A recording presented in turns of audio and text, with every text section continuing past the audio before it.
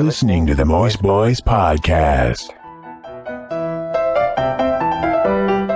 I'm just going to go through the games that I played real quick. I don't have a whole lot. Some of these we already talked about on our first episode. So I realized that I've only played like 3 or 4 games from 2018 last year. So I definitely dropped the ball on playing new games. But the 3 that I played that actually came out last year were Captain Spirit, that we talked about in episode 1. I still need to play that one. Yeah. And then the 2 big ones that I actually got around to playing last year were Marvel's Spider-Man, which overall was enjoyable to play. I had a few small quibbles with some of the mechanics of it. Generally, I'd say it worked well. A game that is not working incredibly well right now is the other one that I played, Red Dead Redemption 2. Yeah, this I don't know what this game is trying to do. Even just control wise, it seems to switch between 2 different modes of control. Either you're trying to do something the game doesn't want you to do, so it kind of wrests the controls from your hands and forces you to do what the game wants you to do. And then at other times it feels like you're playing the game and then like a 5-year-old is coming over and wants to play and will grab the controller and just things start just happening on screen where like there are multiple times when I'm trying to ride my horse through a thing and it just starts running around in circles. So I just put the controller down until it stops and then try again. So, yeah, it's kind of... Is that a problem you're having in like the main game or doing the Red Dead online? Oh no, this is the main game. Like if you ride your horse and you try to ride it between trees, you'll try to direct it in one direction, but it'll go like if it'll try to swing around to the left, it'll instead try to drag you to the right, and you'll end up running into the tree. Or like one time, I just put the controller down, and the horse just started running around in circles inside of this like stand of trees that I was in. And it was probably like a good 20 seconds of just running around in circles in this stand of trees, trying to get out of it. Weird. Yeah. And the combat is pretty painful. All of the combat controls most of the controls are stacked under layers of button presses. So like you'll have to select your weapons, then you'll have to activate the trigger, and then you'll have to use the action button to pull out your guns. So, at this point you're several seconds into a gunfight and you'll still be trying to pull out your guns. And I know a lot of people have been saying it's one of the best games ever made, but so far I just feel like the actual mechanics of the game are kind of sapping the enjoyment out of it for me. Did Shadow of the Tomb Raider come out in 2018? Yes. Okay. I think that's probably the only game that I've played from 2018 then. So spoiler free, what are your thoughts on it that you've played? I'm enjoying it. I'm enjoying it a lot, actually. I feel bad that I'm coming in at the 3rd of the trilogy and finally playing a game. But that was mainly because I tried playing the first one and the extreme shaky cam made me feel like I was going to throw up, which then kind of made me just skip the second one as well because I didn't know if they had fixed that yet. And then I just decided on a whim to download this one and start playing it, and I'm enjoying it a lot. I actually really like the stealth mechanic in it. And the combat that therein kind of gets thrown around. It's a very different attempt at combat than in the previous games, where it was just like you stand in the open and then you pull out whatever weapon you have and you just shoot at the people while you take fire. Doing backflips and and leaping around in crazy directions. Yeah. Which I feel like was in its own right very fun. But at the same, like I very much like this. Like you take 3 bullets and you're pretty much dead, like a human being would be. So you have to be very careful about combat. There was literally a point in the game where you have to like stealth kill just this huge group of people, and just because of it would have been a lot easier had I done my like what's the like abilities. If my ability tree had gone in a different direction, that point of the game probably would have been a lot easier, because after a certain point you can hide your stealth kills, and if I had just done that, I wouldn't have left bodies hanging around this like this area. So I kept getting discovered and being like, okay, what the fuck do I have to do? And so what I basically just kept doing was I would do those same kills and just go to another area, hide out for a while, wait until everybody calmed down. They don't actually like they don't like Metal Gear Solid calm down again. Like where it's like, well, Jeff's dead, but everything's probably fine. I'm just going to go back to my post and stand. Like they keep searching. And so like, but they still follow they'll still follow patterns. So you just kind of have to read the pattern and figure out what it is and then go somewhere else. And like, I had to just like out in the open kill a few people and then run back and then like and go into a stealth position so that I could hide while just like waiting out and figuring out everybody's patterns again. But I eventually got through it, and it was such a sense of accomplishment for me because I was doing so terribly.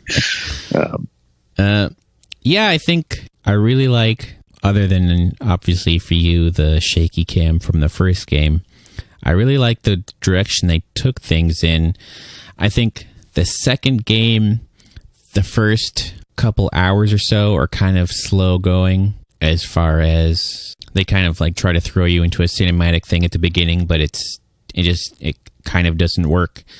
And then you're thrown into the Siberian forest and you have to kind of start from like a 0 position. So I think it starts off kind of slow, but after I kind of got into it and started going around doing the missions, I found that I really enjoyed the mechanics that they had set up in the game. And I also appreciate that they kind of ride the line between the out and out kind of supernatural tone of the first one and riding the line of a more realistic world, but still kind of dipping their toe into some of the same aesthetic choices that they might have gone in originally. Yeah. And also, like, not necessarily a spoiler or anything, but that fucking Jaguar battle is terrifying. I think the first one I think each game has an animal encounter like that. Because the first one had the wolves, right? Yeah, and the second one has a bear. Oh, that's right. Yeah, just the way they set it up is really good in the kind of frantic button pressing, which is where I think that QuickTime events can actually work really well. Whereas when your eyes are like scanning all over the screen trying to wait for where that button's going to come up so you don't just get murked by an animal. I think that's the thing, like the combat in that game too, that it does really well is it's very easy it's not necessarily easy to like screw it up. But when in those moments where like there's literally a jaguar coming at you and it doesn't slow down so that you can do the like slow motion aim and like fire thing. It's like, no, this is an animal. It is coming after you. Figure it out. Kill it. Yeah. And I think that was the thing that I was expecting. It just like every time it leapt at me to just like go to slow, like in the first one with the wolves, it does. And I don't really think it did that. And so it was like, oh my God, I actually have to try. Yeah. And so that screwed me up a couple times where it was like, I was aiming it and, was like trying to aim it and like pull my bow back and like lose the arrow. But because I was panicking so much, I just like would shoot it right past it and was like, God damn it. And then I'd have to like scramble and run away and like get to the other side of the pit and then try again. And like it would go and hide up in a tree for a minute and I'd be like, what the hell do I do now? And then it would jump down at me and like, oh my God. Let's see. So yeah, I think that's our gaming report for 2018. And Soul Calibur as well. Oh yeah, Soul I Calibur. played the shit out of some Soul Calibur. I feel like for video games in 2018, there was a lot of hype leading up to the release date, and then just complete silence after that, where you didn't really hear much from it. I think the biggest games were either holdovers like Fortnite, or they were like indie games or free to play games where there's just the experience is just so crazy. Like I feel like Hitman is where they're able to not necessarily design it where stuff goes wrong and creates wacky moments, but just writing that line of not polishing it too much so that there's that room for unique experiences, where a lot of the big releases didn't have that, where everything was so locked down and scripted that there wasn't any opportunity for anything spontaneous to happen. Yeah. Also, as a real quick, I'm pretty sure my if I went and checked out my clock time on Soul Calibur, it would be like hour and a half of gameplay, 10 hours in the character creator. I mean, that's where their bread and butter is at this point, I feel like, and they they kind of know that based on the mechanics that they've put in for just creating the characters, not necessarily using them to fight. Yeah, just the creating them is just so much fun. So moving on to television of 2018. Somehow I only watched Netflix shows for an entire season. I did start a bunch of other shows.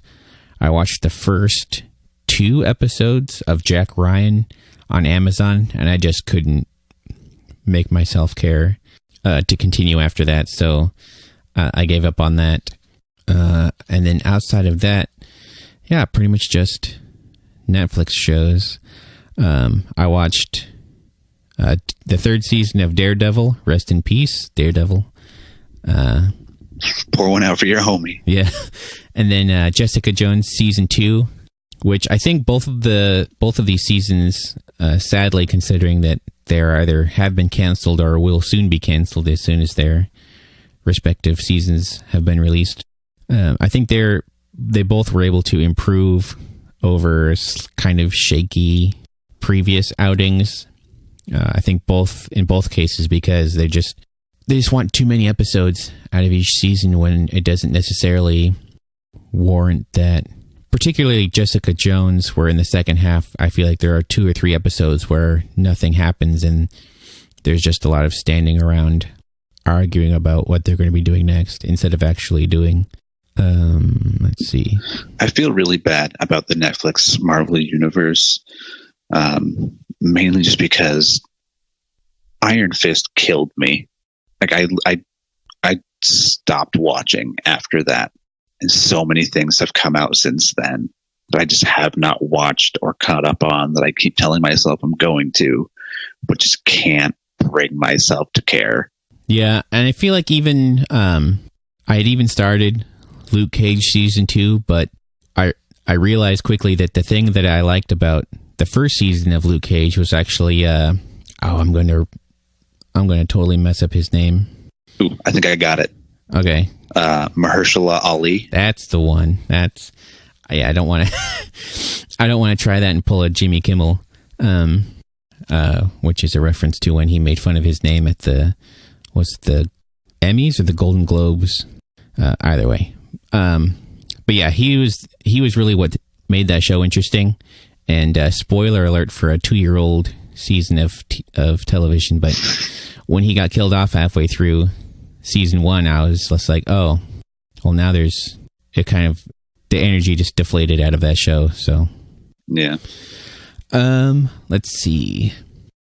I watched American Vandal season 2, which, while not as perfectly pitched and expertly crafted as season 1, is still a really good season of television. American Vandal season 1, I think, is probably the best complete season of comedy of a comedy show that's out there. It's kind of the perfect. It's kind of a parody, but also its own thing of like those true crime or like Vice style TV shows. So if you watch those Vice shows and you start watching the first season of American Vandal, it's just perfectly pitched the whole way through. But yeah, season 2 pretty good. Hard to follow up on that, but also rest in peace, American Vandal. They're not getting a third season, which is too bad. I hadn't heard of that one. What is that one? That's the one. Season 1 is the Who Drew the Dicks, and then season 2 is where an entire school of children poop their pants in the cafeteria. Is this on Netflix? Yeah, it's a Netflix show. Okay, I'm gonna have to look into this. Yeah, the first season, I can't remember the guy's name, but the main subject of the first season, like his performance is just like the perfect performance of that kind of character that you see in those kinds of shows. Yeah. Let's see. I started but have not yet finished The Chilling Adventures of Sabrina. It started off real strong. There was a very particular style that it had as far as the cinematography and shot composition. And then I feel like as the season has gone on, it's just kind of gotten more and more generic. So I'll probably end up finishing it at some point, but I just like it, the way it had grabbed me at the beginning wasn't carried through the rest of the season. And my last two were from earlier in the year, which 2017 and 2018, I in my brain are just pretty much the same year, where I have a hard time remembering which one was which, because I thought these were from 2017, but then there's a lot of stuff from 2017 that I thought was last year. But the first seasons of Altered Carbon and Lost in Space. Lost in Space, it's a very interesting show that I'm not sure how I feel about it. Like, I don't know if I liked it or not. I think it suffers from the same problem of having way too many episodes. So there's a lot of filler towards the middle part that I think could have been excised and compressed. Did that one get a 12 episode run? I want to say 12 or 13 episodes, but I feel like like the Netflix standard. Yeah, but I feel like 8 or 9 would have been perfect, because there are way too many times where the family will go out to a spot, get in trouble, and then at the end of the episode get out of trouble and go home. Which, like, that was the plot of the original show, but it's 2018 and it just doesn't work when you're watching them all at once. Yeah. The things that I did like about it were all the performances were really good, and I think that's what kind of carried me through it. My biggest problem with it, and this is kind of a spoiler, but is that you're waiting the whole season for the title to actually become relevant to the story, and you're literally waiting till like the last 30 seconds. So, yeah. They're not lost in space for the entire show. Yeah. So, like, you're waiting for that. You're waiting for it to start. Then you find out that that's not what actually the first season is about. So we'll see what happens if they have a second season, whether or not they actually come through on that promise of being lost in space. But and then Altered Carbon is another show that I have a lot of conflicted feelings about. I think the storytelling is really good. The first couple episodes, there's a lot of stuff happening, and you kind of have to be paying attention, but also have a lot of patience in the fact that what you're watching will eventually pay off, even though you have no idea. Like, you're watching this, and like the first 3 episodes, I was just like, why am I watching any of this stuff happen? But when the second half kicks in and kind of everything starts falling into place, like everything just lines up, and you kind of realize why they were doing what they were doing, and then And I think in that way, it's better built to be binged all at once rather than watching an episode like every few days or once a week. And that one actually doesn't fall into that trap. I think there's only probably one episode of the first season of Altered Carbon that I would say is unnecessary rather than huge swaths of episodes that could be excised out of the canon. Yeah. I always feel like there's always filler episodes of shows when they have to do 22, 24 episodes. But like that 12 episode mark is usually pretty perfect. So if a show can't concisely make 12 episodes, it almost feels like you guys just should have stayed in the writing room for another like 2 days. Yeah. And I think the other sin that Altered Carbon makes with their filler episode is that it's entirely a flashback episode. Not only is it a flashback episode, but so they sprinkle flashbacks throughout the show, because the show is about people's consciousnesses being inserted into new bodies as their old bodies kind of die away. They get uploaded into a new body. The main character gets woken up after 100 years of being like locked in like a cryo sleep. So you get a lot of flashbacks to what his life was like before he was kind of put away for a while. And so that episode, half of that episode is flashbacks that you've already seen with a couple of new ones to kind of answer some questions. So I feel like they could have kept sprinkling it in as opposed to just giving you an entire episode of stuff that you've already seen half of it. So possibly unpopular opinion time. I am ready for shows to stop storytelling through flashbacks. Like Lost did it. Arrow did it. I'm just ready for shows to not do it anymore. It has to be used for a very particular purpose. I think a lot of the time it's not used in a way that's important to the story. Yeah.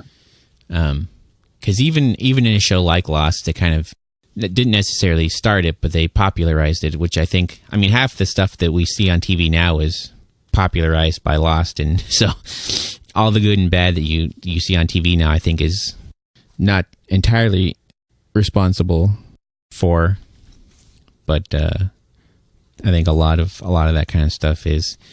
But I think, because even on Lost, a lot of their flashbacks were just because they had to do those 22 episodes a season, so they had to fill up a lot of airtime, so they kept doing flashbacks to pad out the season. Yeah.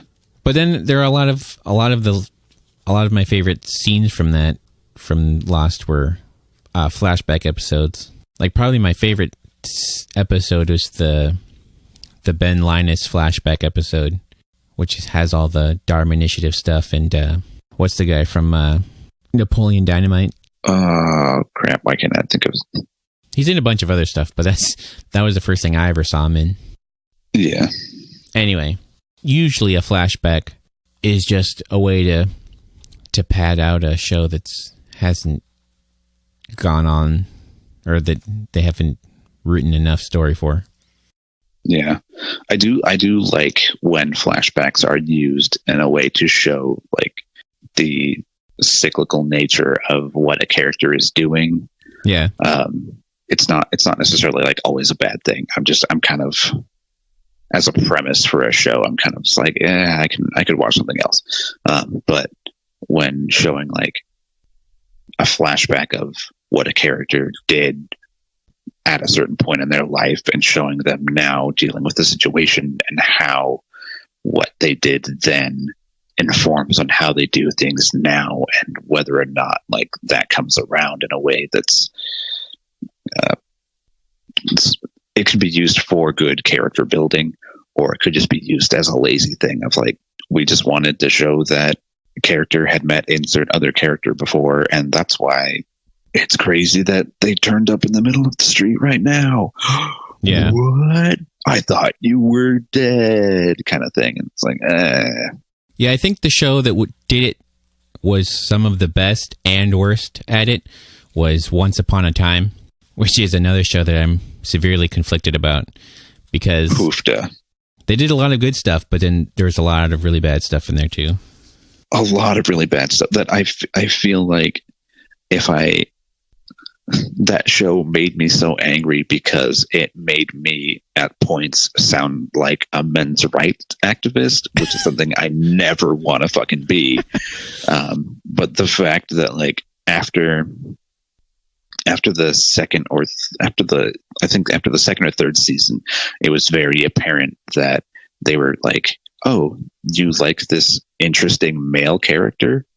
We have to murder him or turn him into a child so that the female character can be the main focus. And it's like, you can have it both ways. You can have strong female characters without having to just decimate all of the men who could possibly overshadow them. And again, this is a very precarious tightrope to walk, but Graham was a really cool fucking character. Had to kill him off because reasons. August was a really cool character. Turns out he was Pinocchio. Turn him back into a little kid. Fucking what? I think that was just because the actor was too expensive, maybe, even though I can't imagine like he's drawing that much money, but I feel like that's what happened there. Other than being dollar store Paul Rudd, I can't imagine what that guy is doing now. I think really the thing that for me that show did that was good was when it started with Regina and then went back through the generations to show how all these bad things had piled up over the years. Mm-hmm. So like, you have Regina, she's a bad person, and then it flashes back to before and you see, it was because her mother, but then you flash back before, you see like, I thought it was interesting how they showed how, choices that everyone, had been making throughout all the centuries. Well, I guess not really centuries, but decades, even though the timeline of the show was kind of hard to parse out sometimes because it seemed like thousands of years had passed, but it's kind of all the same characters. But I just thought it was interesting that, you saw how they conceptualized how evil worked, where it wasn't just, someone was born evil, like their experiences kind of pushed them into a place and they reached a point where they had to decide which direction they were going to go and whether or not they were able to make the right choice, kind of put them on the path that they ended up going down. Also giving her a legitimate reason for like hating Snow White. I mean, even though she was a little kid, but like she got a dude killed. Yeah.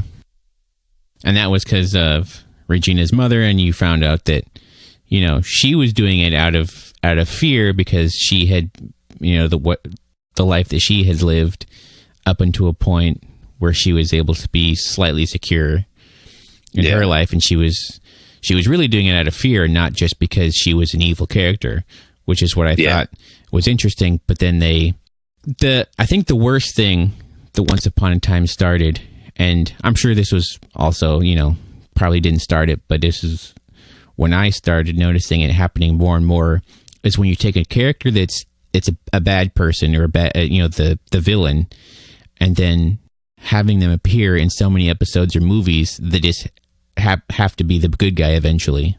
Because like I feel like, everyone has forgiven Regina, but I'm like, but she killed the guy in the first season. Like, Jamie Dornan was alive and now he's dead and he's never coming back. Like everyone else has come back and forth, but he never came back. And you kind of see the same thing with Loki, where, he's a bad guy in the first 2 or 3 movies, but then as Tumblr has slowly made him more popular, they had to be like, well, he wasn't actually a bad guy. He's actually a good guy. He's just misunderstood. And I'm just like, but he murdered people. Are we going to ignore all the people that he killed off? Like, yeah.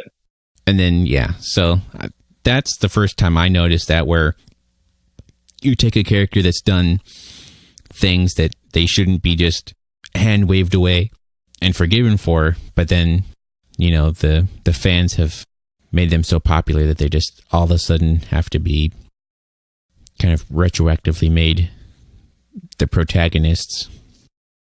Yeah. That was kind of Thor the Dark World is kind of just a hot mess of a movie anyway, but turning it into like the Thor and Loki buddy cop movie, I was like, I am not here for this. Yeah. Which is why I liked you saw Thor Ragnarok, right? Yeah. Which is why I liked where they just like totally took the piss out of him for the entire movie and just made him look kind of like an idiot. So I was like, yeah, I can deal with this. Like, he's not the out and out bad guy, but also like you're not going to trust him and fall in love with him, but then he's going to secretly be the bad guy in the end. Yeah. I'm trying to think now of like television that I've watched this last year, and everything that I think I've watched has just been continuations of shows, like new seasons of shows. I mean, yeah. Like right now we're on season 3 of The Good Place, which I feel like they understand that there is only so much that show can do. Yeah. I would be very surprised if there is a season 4 of this one. I feel like it's getting to a point where it's just like the show just needs to be done, and it needs to be good, and it needs to just be its own thing and let that be, and not just keep doing it for the sake of doing it. Because up to this point, it has just been fantastic. And I cannot recommend that show enough. But if it's just one of those shows that keeps going, I don't know how they could possibly keep going forward with it without running it into the ground and murdering it. Yeah. And at a certain point, the just basic concept of the show will just be gone. And then what is the show about at that point? It would have to be retooled and rebranded as a completely different show. And then you end up with Scrubs Med School, which nobody wanted. Yeah. But other than that, I feel like I'm trying to think of shows that dropped seasons this year. I think the Arrested Development season 5 was 2018. Oh, yeah. That was rough. Yeah. So before that came out, they had done the season 4 remix where they had taken everything and they had recut it in chronological order instead of that terrible character by character thing they did originally. Which did not work at all. Yeah. I think like it's not a great season of Arrested Development, but I think a lot of the jokes work a lot better when you see the setup and payoff in the same episode as opposed to 3 or 4 episodes later. And you just have to remember that setup was there in the first place. Yeah, because I think the way they had made it was more of like a mystery box kind of thing, or like a puzzle box rather than a sitcom. So like none of the jokes worked because the setup and the punchline were in completely different episodes. Yeah. So yeah, like it's not great, but I think the remix version of season 4 was a lot better than what they did with it originally. And then yeah, the season 5, I think there's maybe 2 or 3 good jokes in the whole season, but even that would be pushing it. Yeah. Like they even made like Buster was probably the only consistently funny thing in the 4th season, and even he it was pretty rough for him too in this last one. Yeah. So I feel like they floated out, because they only did like 5 episodes, and I feel like they floated it out as like here's part 1 of this new season, and then it just got torn to shreds and did terribly. I don't think we're getting that part 2. Yeah, at this point, I mean, it's been 16 years since it premiered, and I think it did what it had to do, which was kind of tear down the 80s and 90s sitcoms from the time, which I think it was able to do that and kind of usher in a new style of comedy show where you don't have to have the laugh track and you don't have to have characters that are relatable and likable all the time. But yeah, I think it should just be, at this point, it just needs to be retired as 3 really good seasons and then two Matrix sequels that people just pretend don't actually exist. Yeah, it almost comes down to just being like 2 seasons of Ron Howard patting himself on the back. Especially when he actually starts showing up on screen. Yeah, and it's like we get it. Like Ron Howard is connected. Like it was always just one of those things where it was really funny that Ron Howard was the narrator, and they never addressed that. They just got Ron Howard, and having him be the narrator, call attention to the fact that when he's on screen, that hey, that's Ron Howard. Hey, what a swell guy. And then just like all of the characters, not all of the characters, but it's like Michael's arc in both seasons just revolving around Ron Howard. It's kind of really killed it for me. Having him show up in that little stinger bit at the end of season 3 was great, because like, oh, okay, they're addressing the fact that Ron Howard obviously does exist in this world. Yeah. But like just continuing that with him just showing up and being a character in the show. It's just like, why are you doing this? Yeah. I hate it so much. I think the only thing that suffered worse than Ron Howard was actually one of my favorite bits from the first 3 seasons. But I think Tony Wonder was just everything. Every time he's on screen is just an abysmal time. Like, yeah. It's so awful. Everything with him and Job is just incredibly painful to watch. Yeah, I completely blocked that out of my brain until just now, and now it's like everything, all the sadness just came that flooding I felt back. Yeah, it's just flooding back now. Another show that I am pretty sure is just not coming back. Which, if you ever need an example of the law of diminishing returns, just watch Unbreakable Kimmy Schmidt. Yeah, I mean, the first season was amazing. It's like it did what Arrested Development did, where it completely remade what comedies were. I feel like, because you had that like weird kind of middle of the lane sitcoms going into the early 2000s, and the Arrested Development just completely broke that and kind of gave you this kind of cynical worldview. And then Kimmy Schmidt kind of came and just like completely flipped that around, where everything's optimistic but also kind of realistic, where I think kind of but completely absurd at the same time. Yeah, like the first season, I mean the first episode, I was only half sold on until the end of the first episode, where she's singing the Lion King song, and then it just like right at the very last second, it quick cuts to like what's actually happening, and she's just like completely drowned out by all the passing traffic, and no one's paying attention. It's just, and I was like, okay, this is a show that I want to get into. Yeah, that first season was just lightning in a bottle, and every season after that has just gotten consistently not as good.